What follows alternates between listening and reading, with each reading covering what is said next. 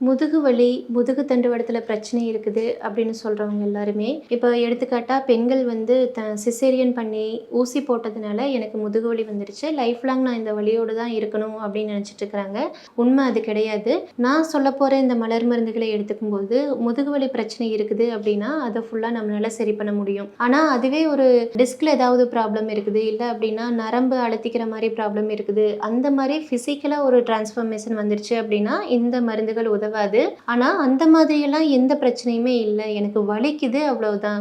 உட்கார்ந்துகிட்டு இருந்தா வலிக்குது. ரொம்ப நேரம் வேலை செஞ்சுகிட்டு இருந்தா வலிக்குது. இல்ல ரொம்ப நேரம் படுத்துக்கிட்டு இருந்தா கூட முதுகு வலிக்குது. அந்த மாதிரியா ஏதாவது நீங்க கம்ப்ளைண்ட் சொல்றீங்கன்னா, இந்த மலர் மருந்துகள நோட் பண்ணி எடுத்துக்கோங்க.